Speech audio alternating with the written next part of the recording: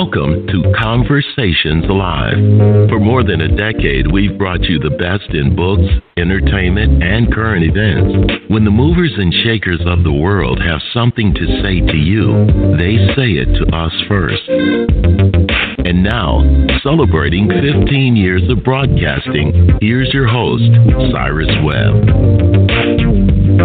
And welcome back, everyone, to Conversations Live. I'm your host, Cyrus Webb. Glad you all could join us once again, whether you're tuning in on the radio dial here in Mississippi at WYAD 94.1 FM. We welcome you all back to our program. Also, those tuning in through our online friends, including our iHeartRadio family. We're glad to have all of you with us as well.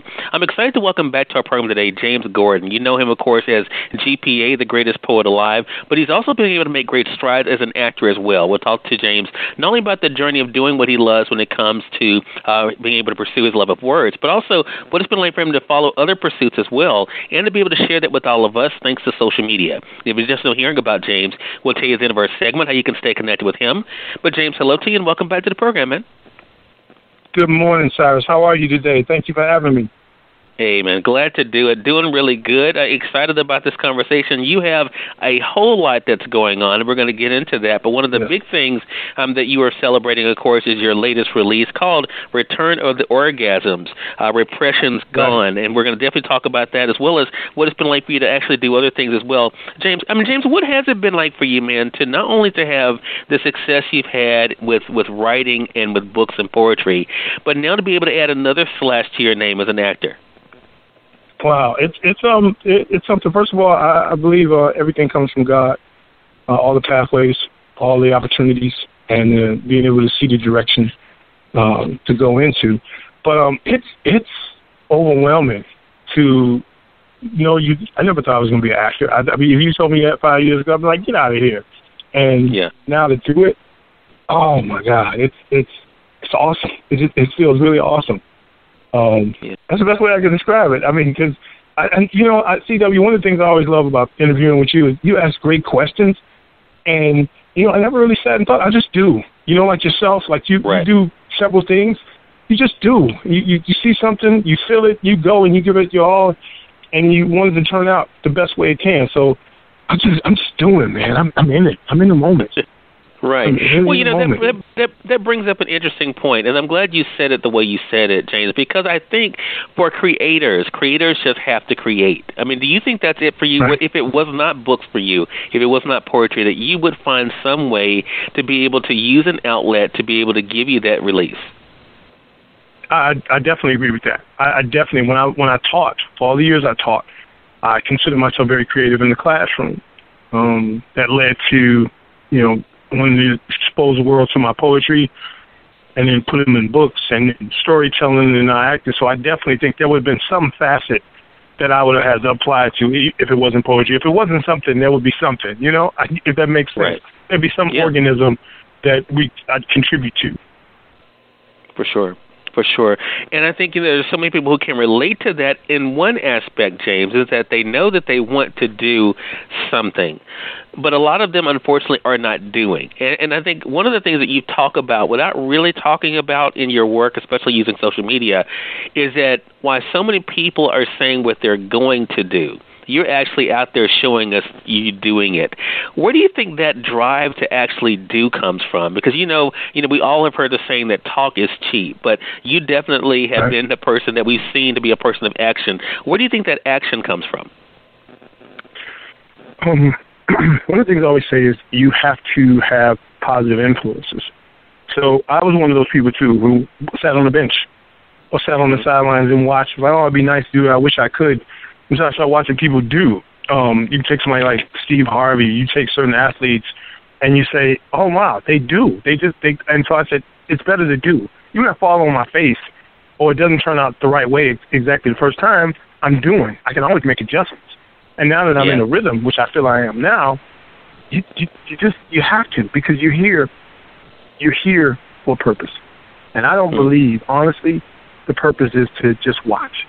I believe you're supposed to do. At some point, somewhere, it may not be poetry for somebody else. It may not be acting for somebody else. It may be someone's a teacher, and they're supposed to, like my daughter's a teacher, and that's her thing. And she's an outstanding teacher, and that's what she's supposed to do.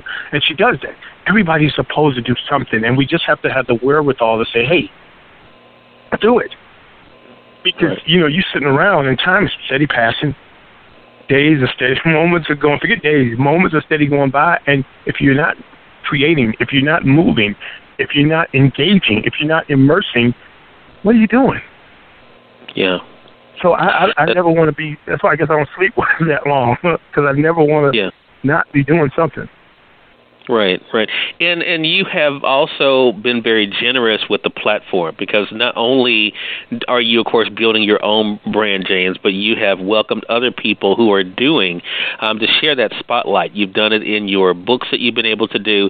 I've seen you do it on the stage. Is this just a part of who you are? Because it's funny, when people think about your moniker, Greatest Poet Alive, it seems very singular in focus, right. But you are a person who does believe in being able to lift other people as well. I mean, do you think the two have gone easily hand in hand?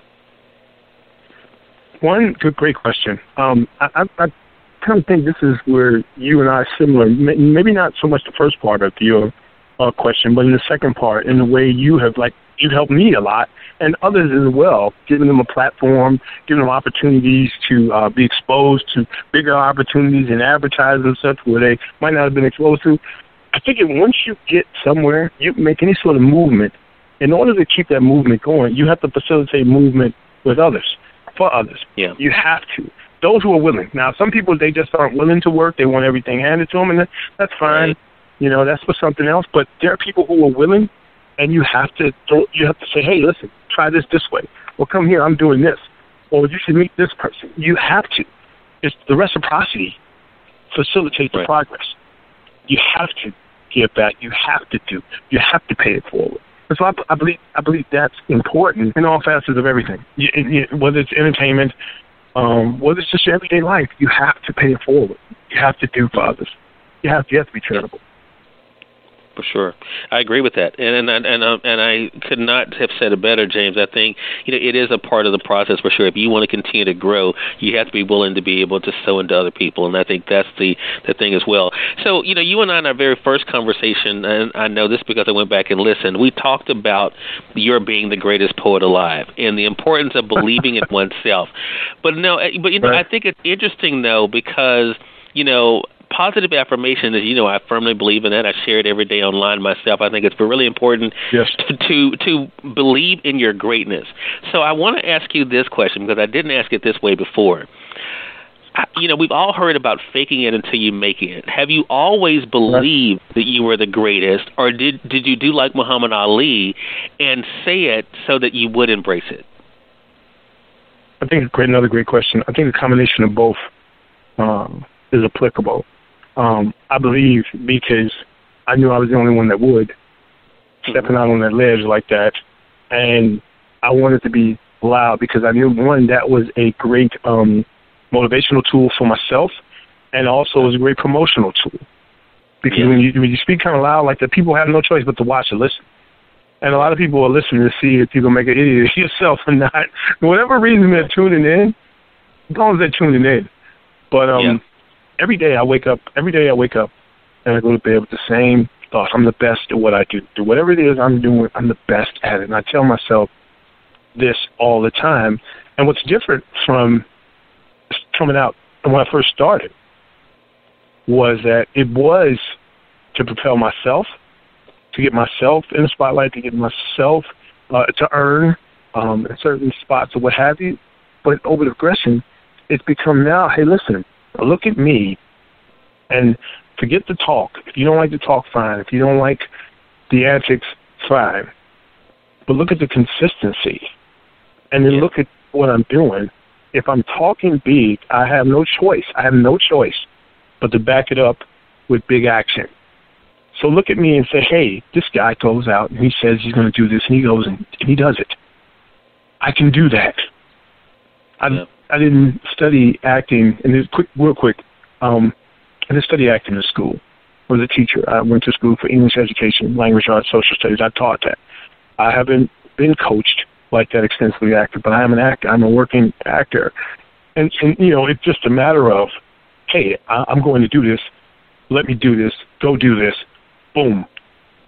And so I try to use that now. I hope that people see that. And I get that. A lot of times, CW, I get people come in my inbox.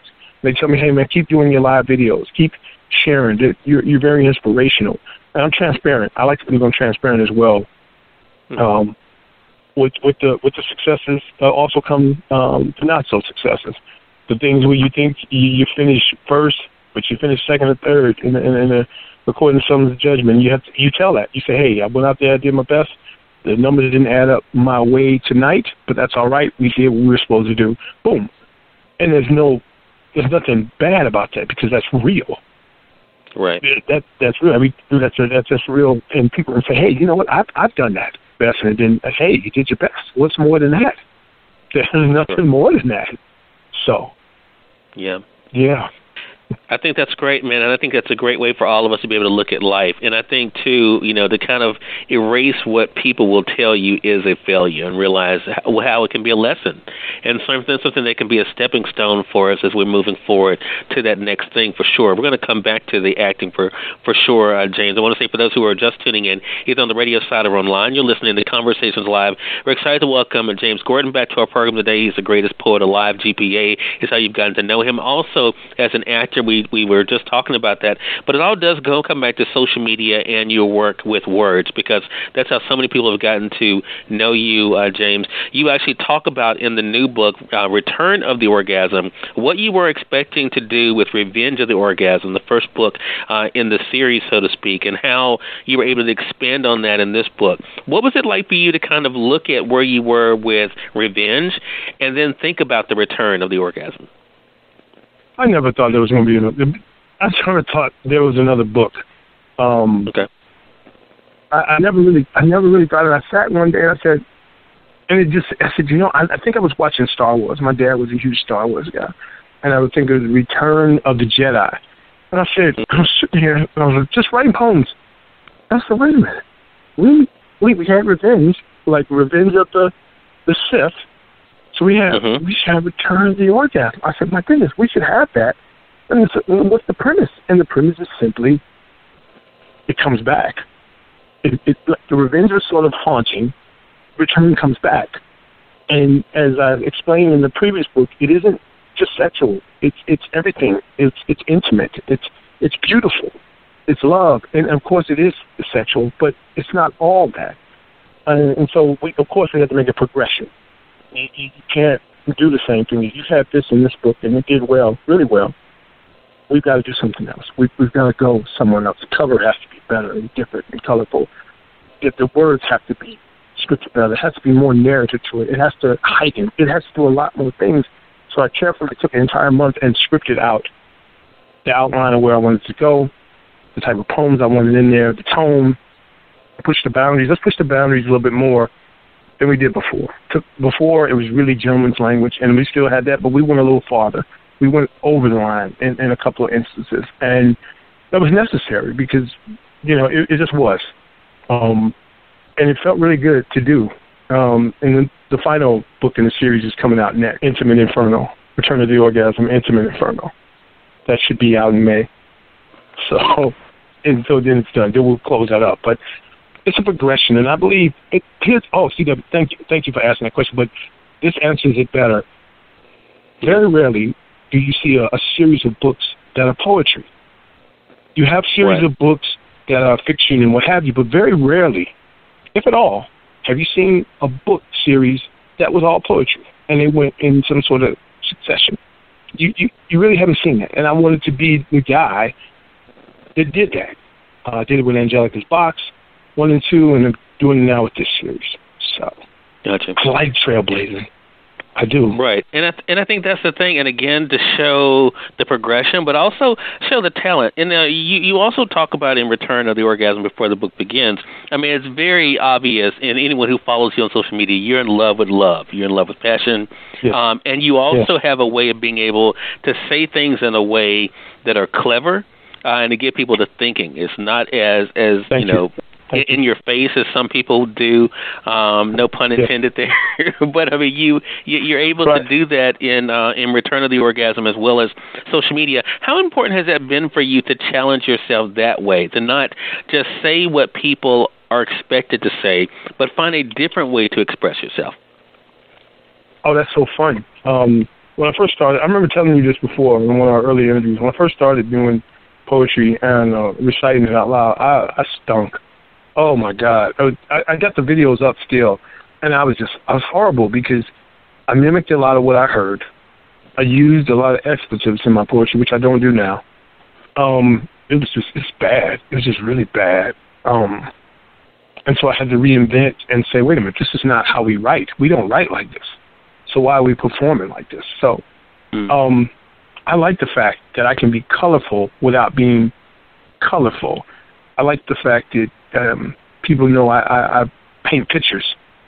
And I paint the pictures so individuals can put themselves in the picture. They don't necessarily see me, even though I'm the author of the words. They can put themselves in the picture. I like that. I love that sort of separates me from the pack. A lot of people don't get it because they're expecting the other stuff, some of the more colorful language, and that's fine.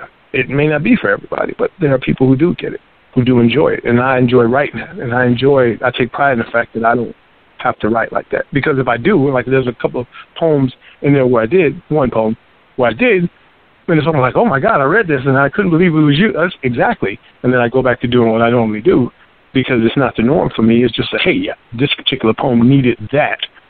But that one poem needed that. Yep. And then I go back to what I normally. So I relish that, to be honest. I do. Good. Gotcha. I'm a firm believer in utilizing tools that are out there, especially the ones that are free, like social media. And it amazes me, and I'm sure it amazes you, that people don't utilize them in a better way. Did you go into the way you use Instagram, in particular Instagram stories, with a plan of how you could best use that 15 seconds that you're allotted? Oh, my goodness. I was clueless about the stories. I was, I post my pictures of things from TV and movie and books and stuff. And then one day, I just pressed on the story. Someone said, oh, something's on my story. I said, story? And I said, wait a minute. I said, you mean I got 15 seconds? Oh, so I can drop something in here, and then I can save it, and then I can also send it to my Facebook stories. I was like, oh, my goodness, this is magnificent because, one, we all know that a lot of times, for a lot of people, their attention spans aren't the longest. Right. So the 15 seconds, you can get something in 15 seconds, you know you don't have a lot of filler. You know you've got the explosive, bang, bang, bang, bang, and you're out of there. You got people's attention. You captivate. Right. And then you say, wait, what if I string a few of these along and tell an entire story with these? Oh, so you do 4 of these. That's only a minute. Yes. And you're right about how people don't use the social network. They say, oh, I don't have Twitter. Well, I don't have this. Really? And you don't use hashtags? It's mind-boggling that people don't. And social network is free. Yeah. Social network is so free. There's so many things you can do. Even if you pay for a couple of campaigns here and there, which I have, that's still, overall, you aren't paying for them all the time. It's free. Right. Everyone uses social network. So, but yeah, that story thing on Instagram, CW, is genius. It's such a great tool. Oh, my goodness. For everything. Right. Do you, to go along with that, James, do you see that as a challenge? And what I mean by that is, again, it is 15 seconds. And so, you know, do you find it as a way of challenging yourself of what you can express in a whole way in that 15 seconds? Yes, a huge challenge. Because I want to make sure this sounds right. If I can say something in 15 seconds, what if I'm given 3 minutes? Or when I go to the mall to do storytelling, 5 minutes. But if I can say something in 15 seconds that's explosive and captivating, what can I do with more time? And so it's a sharpening tool as well. I can get this stuff out. I can get this stuff out, bang. But it definitely is. It definitely was starting off like, you want to say you keep going and you used to, I'm a little loquacious, so it's like, oh, okay, darn it, I got to start over because I went past. Darn it, it's definitely challenging. But good. Yeah. Great tool. Right. Very useful. And you're right. And I think it's a tool that people, I encourage them to definitely take advantage of, to play with. You you can't go wrong with it. So definitely being able to do that means so much. And that brings us back to the acting as well, because that's another way that you're able to keep us posted, James, on what you're doing in all aspects of your life, including the acting. You know, you've been a part of some major productions for television. I mean, do you have the wow moments with that as you have with things in your writing and spoken word career? All the time. All the time. Like I was saying a little bit earlier, I am blown away. Like in a couple of weeks, on the 26th, I believe it is, it's a Thursday, my first episodic Chicago Fire. I have a co-starring role, and it's to be on set and to be in the action. Like I've been on sets and been part of the action and watched, but to be the action, to be the guy, know that this is me. This is me, James Gordon. I'm an actor, like, for real. You see yourself in a commercial, and it's like, this is me. Wow.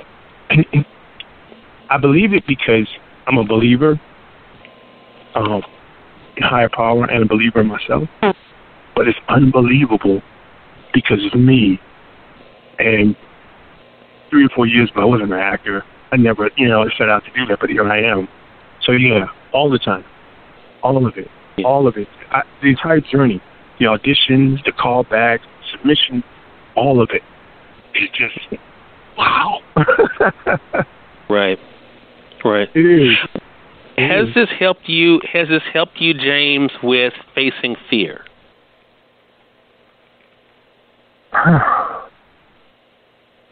Clarify what you mean. I can't tell no, but yeah, I mean, when it comes to doing something new, like when it comes to books and spoken word, of course, I'm sure in the beginning there was a thought of, okay, how am I going to do? How am I going to be perceived? Now that you know that you can do this thing called acting and you've been recognized for it, has that helped you then to realize when other things come your way that you can do it if you're willing to do the work as you've done with spoken word, with writing, and now with acting? I totally understand. Okay, thank you for clarifying. Yes, to answer your question directly, but with acting, it's a little bit different. With poetry, I've done that for decades. I've written poems and then progressed to the point where I can perform or record and make it sound a certain way. With storytelling, I learned from my dad. I've always told stories or whatever. But acting is different because there's a different nuance to for every character you encounter, for every scene you're in, there's always something. There's always some new challenge. You have to change your voice sometimes. You have to be loud. You have to be quiet. You have to be menacing. You have to be laid back. So it's always something different now. So even though I booked this role, which they say a lot of people don't book episodics, me, because I'm aggressively ambitious, I'm looking for the next thing as well. And with that, there's a little bit of trepidation that says, can I do it again? I've got to do it again. Can I do it again? Can I book again? Can I appear here again? Can I grab a role like this? Can I do that? And there's a tint, I won't say fear, but just slight anxiety that you want to conquer. So that always exists because of the nature of this beast, this ambition.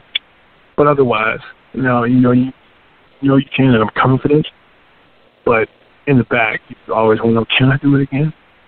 Can I do this? Right. Yeah.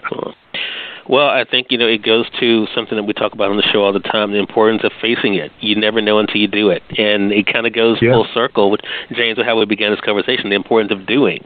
And just knowing that it can, not only, of course, can it work out, you can become better.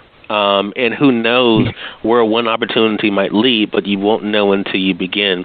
Again, everyone, we've been speaking to James Gordon. We've been talking with him not only about his journey of being the greatest poet alive, GPAs, you've gotten to know him over the years, but also an author celebrating his new book of poetry, Return of the Orgasm, but also what he's been able to do as an actor as well. Now, James, of course, we cannot let you leave because it is National Poetry Month. We cannot let you leave without asking you for some poetry. So what would you like to share with us?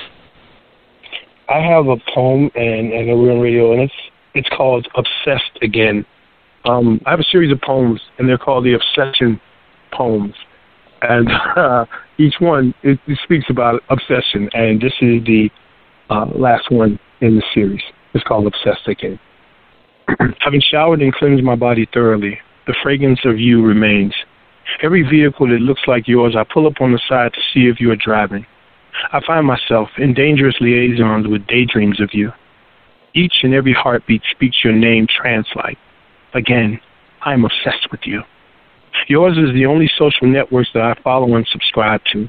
Often I click like and unlike, like and unlike, like and unlike, so you'll notice. Your home, cell, and work numbers are the only numbers in my phone. My wallpaper is composed of various pictures of you. I am obsessed with you again. I hear your voice with every sound my ears see. For the pick 3 and pick 4 numbers in the lottery, I play multiple versions of your birthday. Memory knows the amount of time we spend together and the time we spend apart until we are together again. Like a puppy, a beagle specifically, I sit in the window impatiently waiting for your return. Again, I am obsessed with you. And I know what you are thinking. This is all a bit unsettling. You might feel a tinkle of terror down your spine, but it's supposed to be this way. Because I am obsessed with you. Again. My poem. All right, man. All right. Again, everyone, James Gordon, greatest poet alive. Make sure you guys get his new book as well as all of his books. You can actually get them at Amazon.com. But, James, let our audience know, how can they stay connected with you and kind of keep up with this journey that you're on? First of all, thank you again, Cyrus, for having me on. It's always a great pleasure to sit and talk with you. And congratulations on everything that you do. You are awesome and a great trendsetter and greatness. You can always find me on James Gordon, exactly how it's spelled, on Facebook. Everything else on my social network is Greatest Poet Alive. Stop by my website, www.iblowyourmind.net. Boom! And grab a few things. That'd be awesome. Check in and say hello. All right. So definitely make sure you all stay connected with him. James, man, congratulations to you, man. So proud of you and all the things that are coming your way, all that you've been able to do, and all the people you'll continue to inspire and entertain. I'm really wishing nothing but the best for you and looking forward to our next conversation together, man. Thank you again, brother. Greatly appreciate it. Same here. Hey, more than welcome. And we thank your audience for tuning in to another great segment of Conversations Live. If you all came in late and missed part of the conversation with James, don't worry. Thanks to our online friends, you all can catch the replay right after we go off the air. The link is already available through our social media sites. So head over to Facebook.com/CyrusWebb or go to Twitter.com/CyrusWebb. If you click on the link there, you can listen to the show completely for free and share with your friends from there, too. Until next time, I'm your host, Cyrus Webb, saying, as always, enjoy your day, enjoy your life, enjoy your world. Make sure you take out time to enjoy some good music as well as a great book. Thank you all for choosing Conversations Live today. You all make it a great one.